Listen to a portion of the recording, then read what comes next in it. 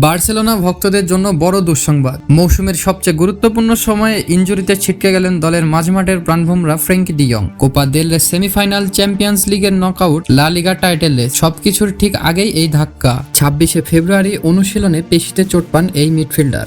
Spanish সংবাদ মাধ্যম জানিয়েছে অন্তত এক মাসের আগে মাঠে ফেরার সম্ভাবনা খুবই কম। সবচেয়ে গুরুত্বপূর্ণ কয়েকটি ম্যাচে তাকে পাওয়া যাবে না বললেই চলে। আগামী শনিবার লা লিগায় ভিলারিয়াল ম্যাচ, তারপর মঙ্গলবার কোপা দেল রে সেমিফাইনালে ফিরতি লেগে মুখোমুখি হবে অ্যাটলেটিকো মাদ্রিদ। প্রথম লেগে অ্যাটলেটিকোর মাঠে 4-0 গোলে বিধ্বস্ত হয়েছিল বার্সেলোনা। এখন কামব্যাকের স্বপ্ন দেখছিল সমর্থকরা, কিন্তু ডি জং ছাড়া সেই মিশন কি আদৌ সম্ভব? অ্যাটলেটিকো ম্যাচের পর আবার লা লিগার ম্যাচ, এরপর চ্যাম্পিয়ন্স লিগের নকআউট পর্বের প্রতিপক্ষ নিউক্যাসল ইউনাইটেড। এই বড় ম্যাচগুলোর একটিতেও ডি জং থাকছে না।